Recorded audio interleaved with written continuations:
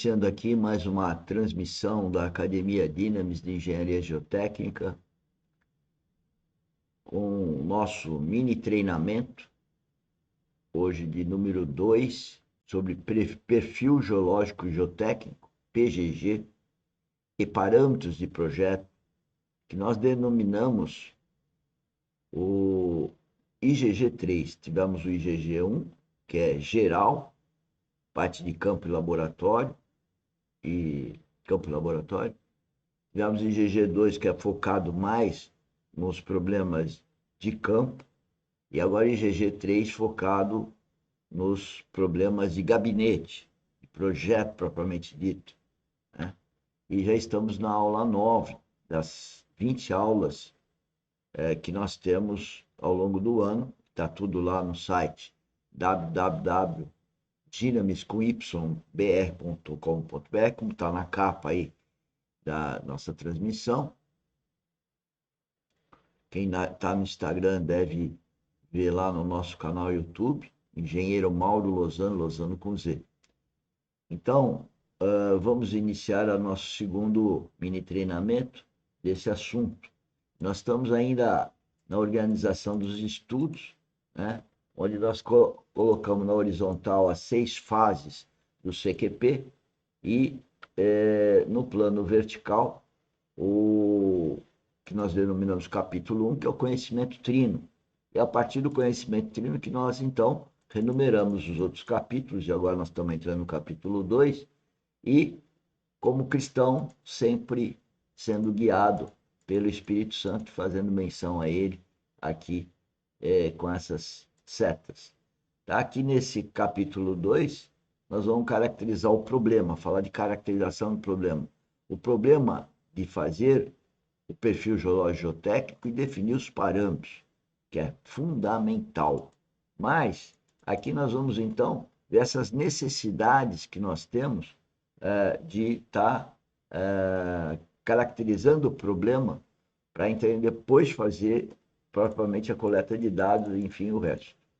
Então, esses são o que nós vamos apresentar nesse capítulo 2, onde que nós procuramos caracterizar os problemas, ou seja, uma visão, um portfólio dos problemas onde que o PGG está sendo necessário, a importância, o destaque, a presença dele no projeto. E a necessidade do cliente, então, qual a necessidade do cliente? Quer dizer, aquele problema trazido, aquela demanda do cliente, aquela caracterização do problema face aos aspectos geotécnicos, o problema geotécnico. Qual é o problema geotécnico?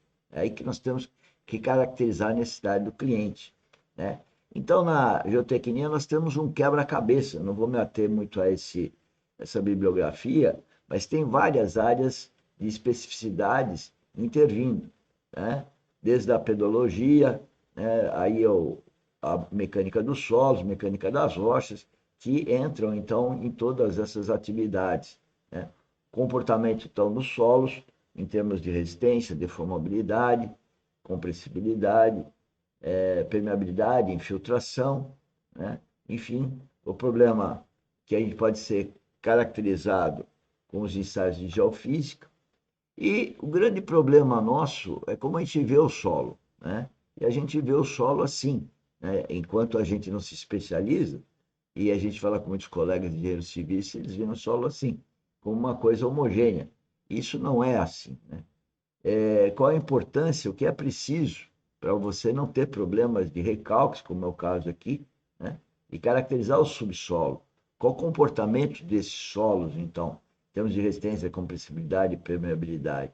Quando se faz um projeto de terraplanagem, se imagina, e os desenhos saem todos, como a parte de baixo, né? Aqui nós temos a linha do terreno, né? A linha das escavações, dos aterros, e tudo passa como embaixo está branco, ou seja, uma coisa só. Isso nos gera uma série de problemas. O que nós temos aí em termos de solos, né?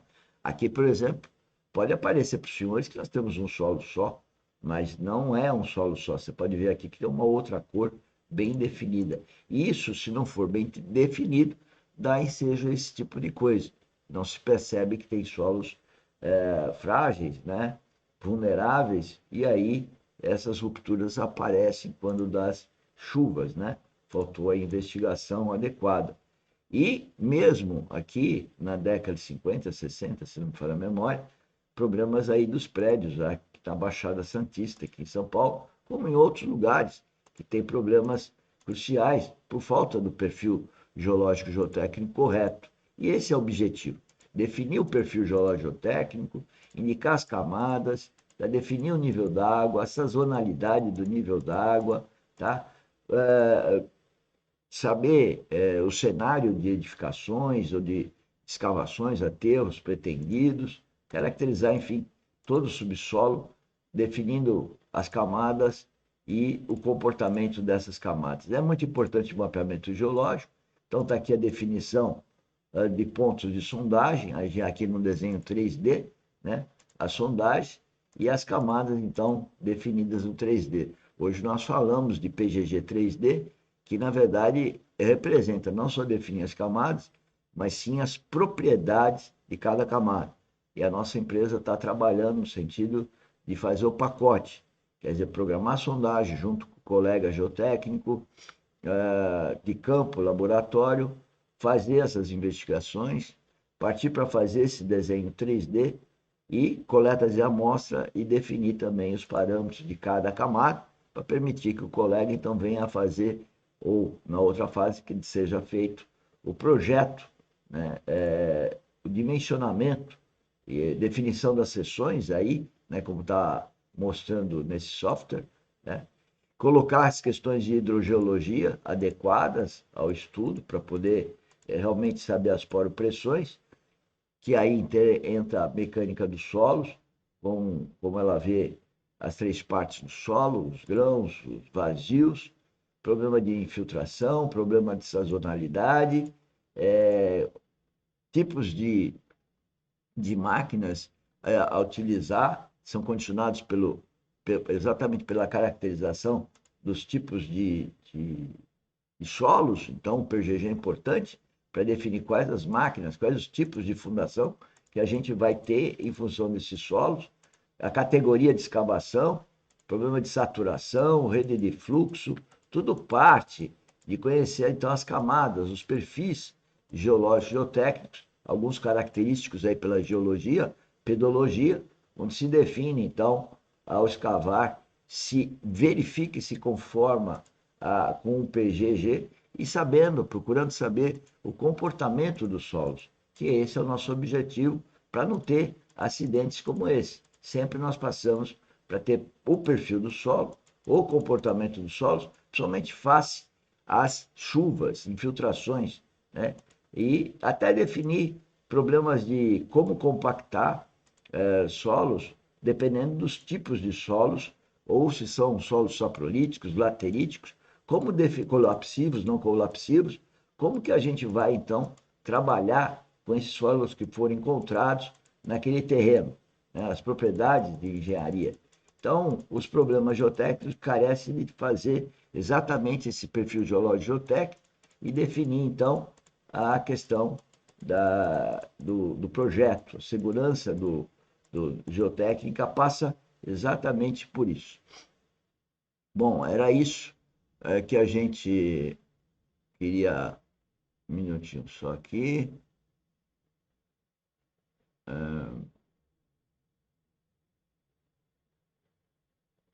Ok. Por isso nós finalizamos aqui. Vou trazer para mim e vou passar para a segunda parte do nosso mini treinamento,